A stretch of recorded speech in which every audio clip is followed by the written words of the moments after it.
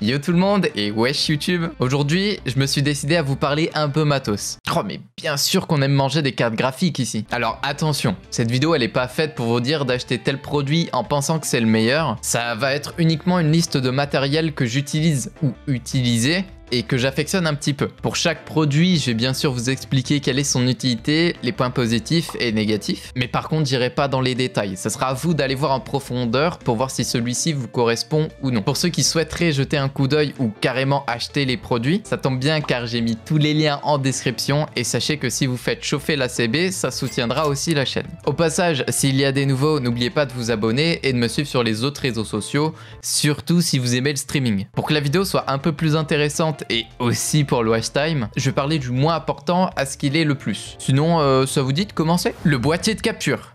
On commence sans doute avec le plus optionnel, c'est le boîtier de capture. Littéralement, il est utile que si vous voulez streamer ou enregistrer vos parties sur console. Et d'ailleurs, j'y pense maintenant, mais j'en ai fait un tuto. Et je crois que ça sert aussi pour les setups double PC, mais ça, c'est pas mon cas. Lequel j'utilise? Bah, tout simplement le HD60S de chez Elgato. C'est l'un des boîtiers les plus accessibles de chez Elgato, et il est amplement suffisant pour ce que je lui demande de faire. C'est-à-dire enregistrer le flux vidéo de ma console en 1080p 60 fps et avec très peu de latence sur OBS. Ça me convient très bien parce que j'ai une Switch et que je comptais streamer sur Twitch. Je reformule. Je n'ai pas de la 4K et je ne comptais pas en faire non plus, donc ça me servirait à rien. La qualité reste irréprochable et c'est sans doute le meilleur boîtier que j'ai pu tester. Et je reprécise, ça ne veut absolument pas dire que c'est le meilleur de tous les temps. Après, vous en doutez, cette qualité, elle a un coût. 190 €. Pour ceux qui ne connaissaient pas, bienvenue chez Elgato, donc restez vraiment à l'affût quand il y a des promotions sur Amazon. Le fond vert. Le fond vert, encore quelque chose qui ne va pas être indispensable pour tout le monde, mais permettez-moi de dire en tant que youtubeur et streamer chez ses parents, je commence à y voir parmi son tissu vert l'âme d'un vrai frère. Bah, trop de suspense, c'est encore un produit de chez Elgato. Et pareil, depuis que je l'ai, j'ai bien rentabilisé son prix. Car vous me direz, pourquoi utiliser le green screen? C'est pas que je veux me la péter en anglais, c'est juste son nom. Alors qu'un drap vert peut tout aussi bien faire l'affaire. Voilà, c'est une question de praticité. Croyez-moi, pouvoir transporter son fond vert sans un pli, l'installer littéralement en 10 secondes et le ranger où on veut, ça fait que les 150 € sont plus vite oubliés. Ah, aussi, ça fait plus d'1 an que je l'ai et il a toujours pas bougé. Si on met de côté la poussière qu'il y a dessus. Mais là, vous devez vous dire, ouais, mais Chica, t'as un gros vendu, il est où le hashtag ad? Vous en faites pas, plus tard j'aurai une occasion de bien leur cracher à la gueule. Avec argumentation, bien sûr. Le casque audio.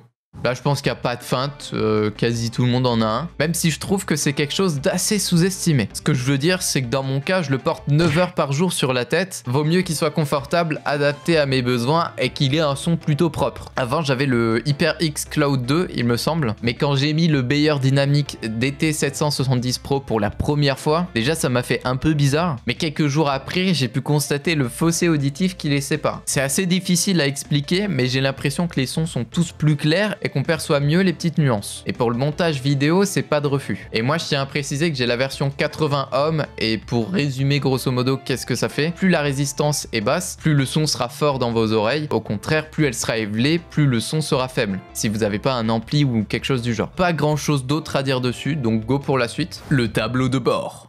Alors j'ai voulu l'appeler comme ça pour la vidéo, mais je veux bien évidemment parler du Stream Deck. Comment dire? C'est un peu le couteau suisse des streamers, une fois qu'on l'utilise, il est impossible de revenir en arrière tellement c'est pratique. Tout l'intérêt est dans l'accessibilité des actions proposées, car dans un stream ça doit être rapide et intuitif. D'ailleurs il en existe en plusieurs modèles, et avec le temps je me dis que plus c'est gros, mieux c'est le Stream Deck. Petite liste non exhaustive des actions qu'on peut réaliser avec une simple pression sur un bouton, changer de scène dans OBS, afficher et désafficher une source, exécuter un son, lancer le stream, ouvrir des pages internet, changer le mode du chat Twitch, et je vais pas toutes les citer mais vous comprenez que je n'ai mentionné que la partie immergée de l'iceberg. À niveau prix, il n'y a pas de feinte, c'est du Elgato. Le modèle classique il coûte 150 €. Cependant, je vous déconseille d'investir dedans. Pourquoi? Car aujourd'hui, il existe des alternatives bien moins chères, voire même gratuites, qui font tout aussi bien le taf, et parfois même mieux. Donc je peux vous citer sans souci Touch Portal, qui est une appli qu'on installe directement sur son smartphone. Et Zepae en a fait un bon guide de démarrage dessus, c'est cadeau. L'appareil photo.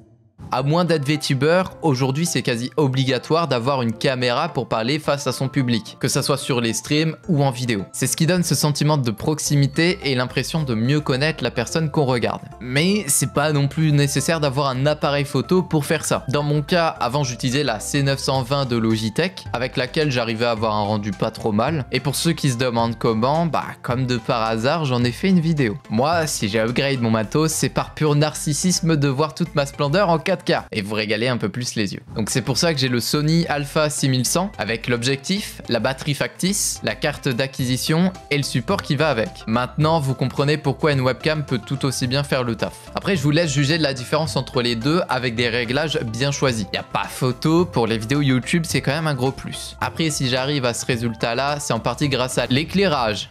Oui, c'est plus important que la cam. C'est vraiment le truc qui va impacter le look de celle-ci. Et souvenez-vous, vous en faites pas, plus tard j'aurai une occasion de bien leur cracher à la gueule. C'est maintenant. N'achetez pas la Keylight de chez Elgato, je suis sérieux, c'est de la merde. On peut trouver bien moins cher ailleurs pour la même utilité, n'est réglable qu'en Wi-Fi, ou alors j'ai raté quelque chose. Et pour ceux qui utilisent un fond vert comme moi, c'est tout sauf pratique. Du coup, en suivant les conseils de cette vidéo de Monsieur Mind, je me suis basé sur un autre type d'éclairage. Une ring light Starblitz que j'ai installée un peu bizarrement car j'ai pas trop de place chez moi et que je veux pas avoir son reflet dans mes lunettes. Et je peux changer la température ou l'intensité juste en tournant les petits poteurs. Alors cette source de lumière est très bien pour m'éclairer moi, mais un peu moins pour le fond vert. C'est pour ça que j'ai aussi une softbox de la marque Inti. L'intérêt, c'est d'avoir une lumière indépendante pour éclairer mon fond vert. Donc il n'y aura pas d'ombre et je peux modifier celle de devant comme je veux. Et je sais pas, ça donne un côté un peu plus cinématographique que j'aime bien. Maintenant, si je fais la comparaison en termes de prix, les deux Keylight Elgato que j'avais coûtaient 200 € chacune, alors que mon setup lumière actuel coûte au total 150 €. Et je le trouve même meilleur. Donc je vous laisse deviner lequel a pris un aller simple pour eBay. Le micro.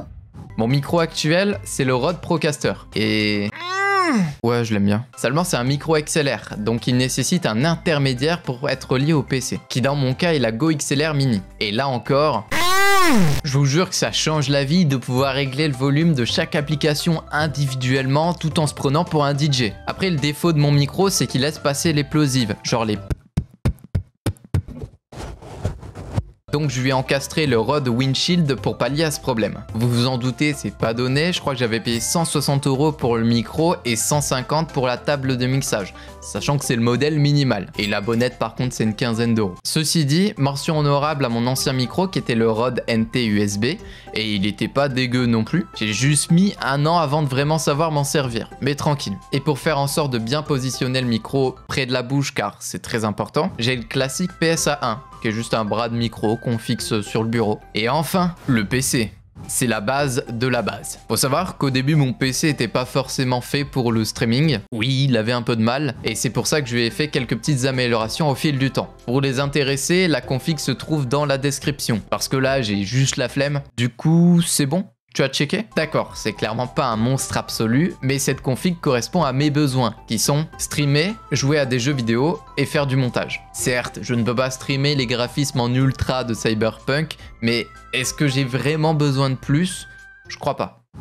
Et voilà, on a fait le tour du matos dont je voulais vous parler dans cette vidéo. Évidemment, j'ai pas tout cité car il y a certains éléments je les trouvais pas assez pertinents, comme mes deux écrans tout pourris, mais d'où Jésus, qu'est-ce qui me sont utiles? Enfin bref. À part ça, j'espère que cette vidéo un peu différente des autres vous aura plu. D'ailleurs, si vous avez des recommandations de matos, n'hésitez pas à le faire dans les commentaires, ça pourra toujours être utile. Et si t'es encore là, bah merci. Tu fais juste partie de l'élite de l'humanité. Et s'il vous plaît, n'oubliez pas d'aller checker la description pour accéder à mes réseaux ou tout simplement me soutenir. Fin de vidéo et je vous dis à la prochaine. Priez pour que le prix des cartes graphiques baisse et surtout, restez gentils. Bisous.